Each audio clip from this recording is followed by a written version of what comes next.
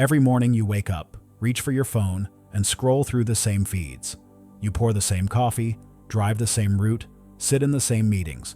The faces may change, the numbers in your bank account may shift, but the rhythm feels eerily identical, like you're living inside a copy and paste version of yesterday. And yet, beneath all of it, there's a whisper you can't quite silence. Is this it? Is this really life? Society tells you this is normal.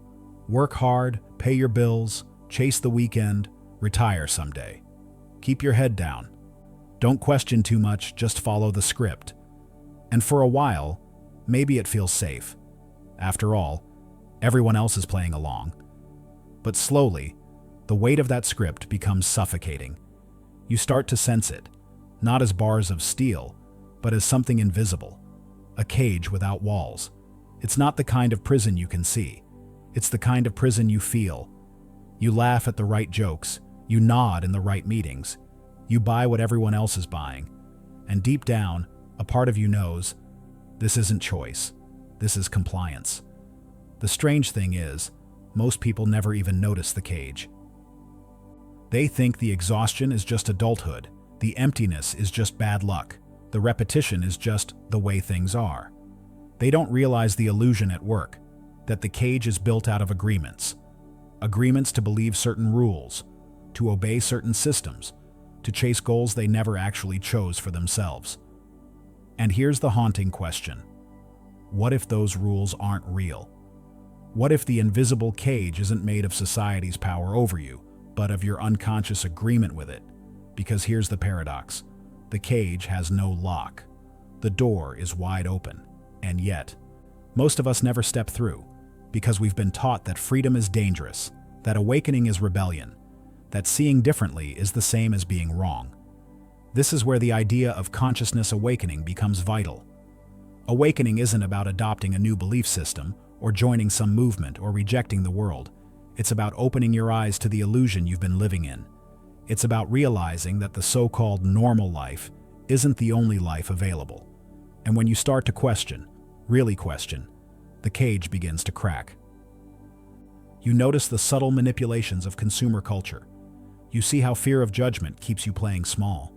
You recognize the voice in your head that sounds like yours but was planted there by teachers, bosses, media, family. And once you see it, you can't unsee it. So the great question is this: if the cage isn't real, why are you still inside it? And more importantly, what would happen if, just for one day, you dared to step outside? If you've ever felt trapped in this invisible cage, you're not alone. Millions of people sense it but can't name it. They feel the exhaustion of running faster and faster on the treadmill of life, yet never arriving anywhere that feels like freedom. To understand why, we have to look at the hidden roots, the forces inside and outside of us that keep the illusion alive. One of the biggest roots is consumerism. Modern society constantly whispers, "You're not enough until you buy this. You're not complete until you upgrade that." Advertisements don't just sell products. They sell identities. They tell you what success should look like, what beauty should look like, what happiness should look like. And because everyone around you buys into it, you do too. You trade hours of your life for things that promise fulfillment, but the promise always fades. The cycle repeats. The cage tightens. Another root is the fear of judgment. From a young age, we learn to perform for approval. Grades in school, likes on social media, praise from parents or bosses. Somewhere along the way, the performance becomes the person. You stop asking what you really want because the cost of disapproval feels too high. Better to stay small, better to stay safe, better to stay inside the cage. And then, there's the shadow self, the parts of you you've been told are unacceptable. Maybe you were taught that anger is dangerous, so you bury it. Maybe you were taught that sensitivity is weakness, so you hide it. Maybe you were taught that questioning authority makes you a troublemaker, so you silence your curiosity. But those shadows don't disappear. They live inside you, shaping your choices, pushing you to play the roles society rewards. The cage isn't just outside, it's within. Look at American culture today. Hustle culture glorifies exhaustion. If you're not working 60 hours a week, you're lazy. Student debt chains young people to jobs they hate just to survive. Corporate ladders promise security, but often deliver burnout and emptiness. Even relationships are shaped by unspoken rules. Dating apps that reduce connection to a swipe, expectations that love must look a certain way, timelines for marriage, children, and success. Each of these systems whispers, "Stay in line, don't question." This is just the way life works. And the saddest part? Most people believe it. Not because it's true, but because it's repeated so often it becomes invisible. Like fish in water, we don't notice the cage because we've never known life outside of it. This is the hidden problem of the illusion. It convinces you that freedom is dangerous, that rebellion is selfish, that stepping outside the script means failure. And so you obey. You smile. You comply. And little by little, the cage becomes your comfort zone. But here's the paradox. The cage has no walls, no locks, no guards. It's built entirely out of agreements you never consciously chose. Agreements like, "My worth is measured by productivity," or "Happiness means keeping up with everyone else," or "Safety means never questioning authority." These are not truths. They are stories. And stories can be rewritten.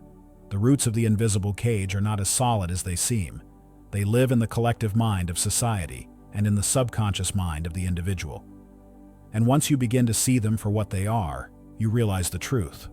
The bars were never real. The only power they had was your belief. So the deeper question becomes, if the cage is an illusion, why do we cling to it? Why do we choose comfort over freedom, repetition over awakening? The answer lies not in society's control, but in our fear of stepping into the unknown.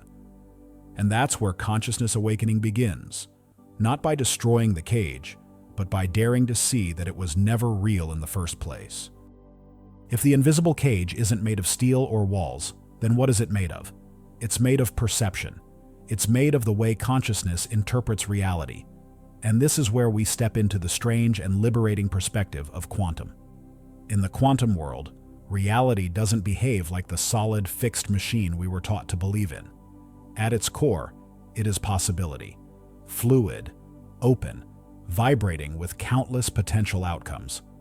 A particle can exist in multiple states at once until it is observed.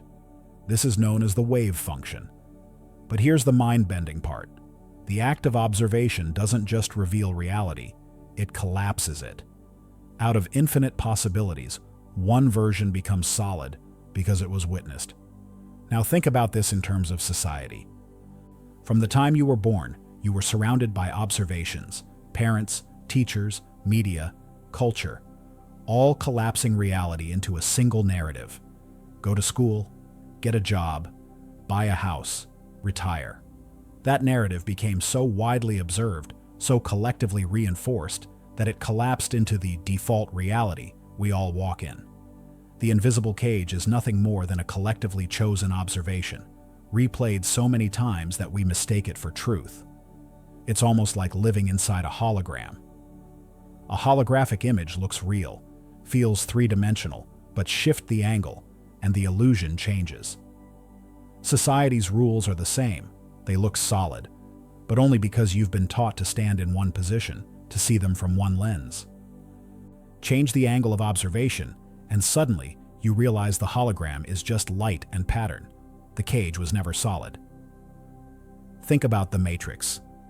In the film, Neo lives in a simulated world, believing it's real until he awakens. At first, the truth terrifies him.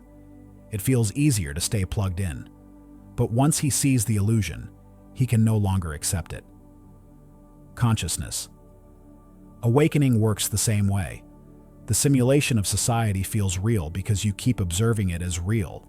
But the moment you awaken to the illusion, you realize it's nothing more than collective observation, collapsing possibilities into one narrow script. This is why awakening feels so destabilizing. It's not that the world outside suddenly changes, it's that the observer changes. And when the observer changes, the cage begins to dissolve. Quantum physics tells us that multiple realities exist in superposition, waiting to be observed. Philosophy tells us that existence is not about finding meaning, but about creating it. Put them together, and the insight is powerful. You don't live in the world. You live in a world, one version among many, that collapses through your observation and your agreements with society. So here's the question. What happens when you stop observing through society's lens? What happens when you refuse to collapse reality into the tired old script of hustle, debt, and endless repetition? What if instead you collapse reality into freedom, creativity, or purpose? It's not as far-fetched as it sounds. Consider how two people can live in the same city, work in the same building, and yet experience two entirely different lives.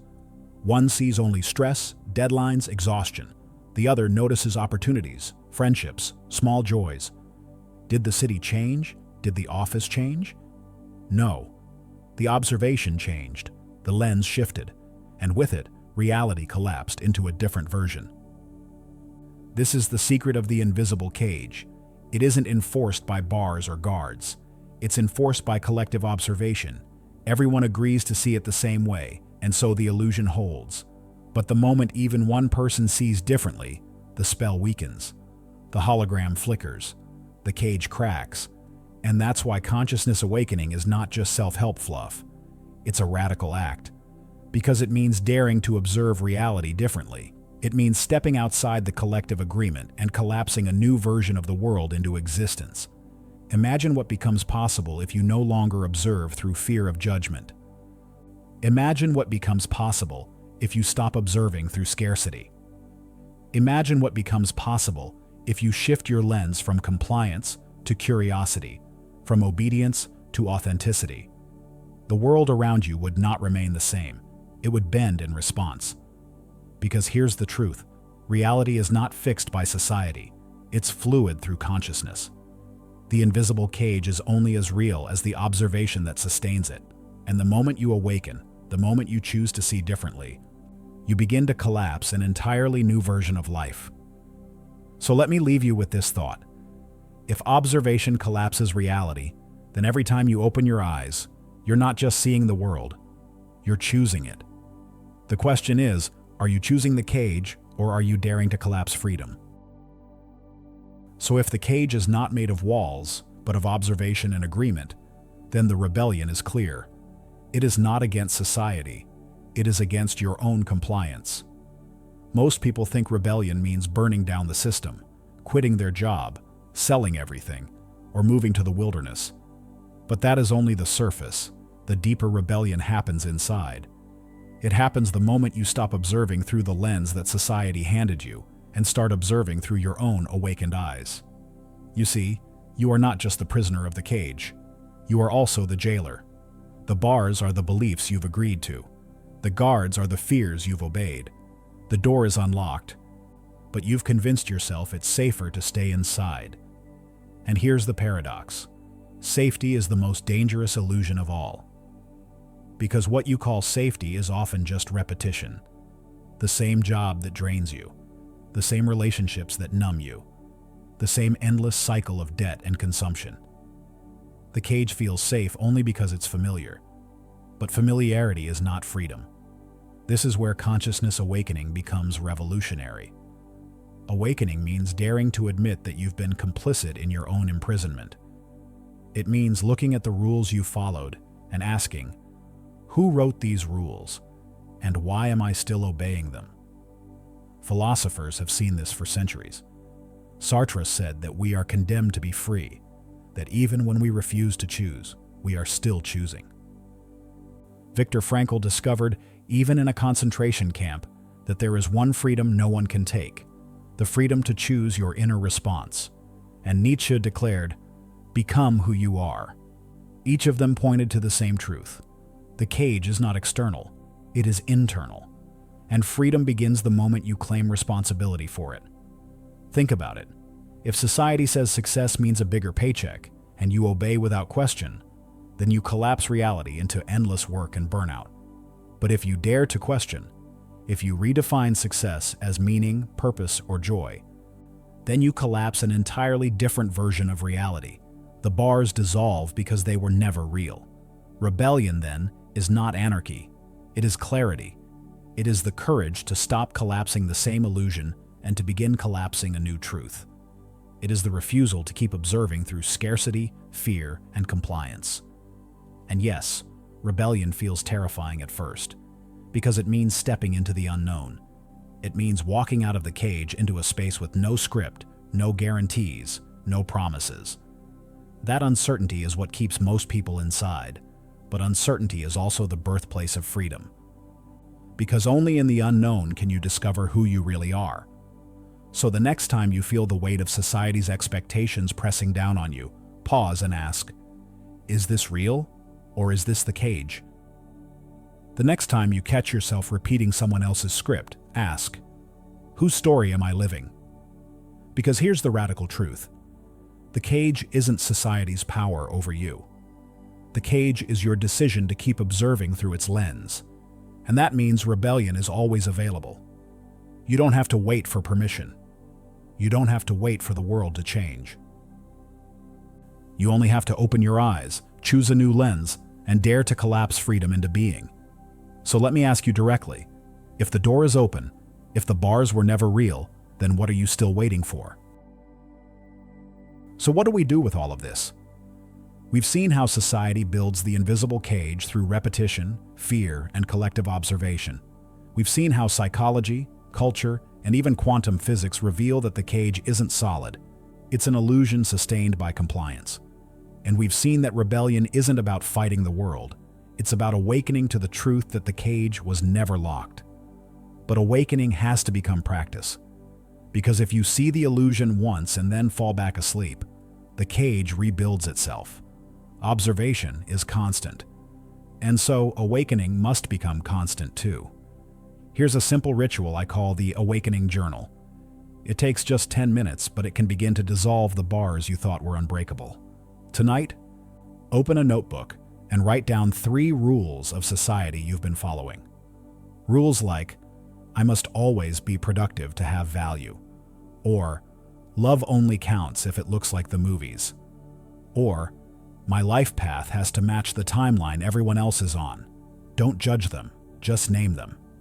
Next, ask yourself one question. Is this true, or is this the cage? Feel the weight of that question. Notice how your body reacts. Sometimes the moment you ask, you'll sense it in your gut. The quiet voice that says, this was never mine. Finally, choose one small action to take tomorrow that breaks just one of those rules. If the rule is, I must always say yes to stay liked, then tomorrow, practice saying no once. If the rule is, I can't rest until everything is finished, then tomorrow, allow yourself to rest before the checklist is done. If the rule is, I must hide my emotions to be strong, then tomorrow, share one honest feeling with someone you trust. This isn't about overthrowing society in a day. It's about reclaiming your observation, step by step. Because every time you refuse to collapse reality through the old lens, you weaken the cage. And every time you choose a new lens, you strengthen your awakening. The beauty of this practice is that it reminds you, freedom isn't somewhere out there, it's here, in this moment, in the lens you choose. The cage was never real. The only real thing is your consciousness, deciding what to observe and how to collapse it. So tonight, try it. Write the rules, question them, break one. And tomorrow, observe how reality feels just a little wider, a little lighter, a little freer. Because in the end, awakening isn't a one-time event. It's a daily choice. A choice to see beyond the illusion, to step outside the cage, and to live as if freedom has always been yours, because it has.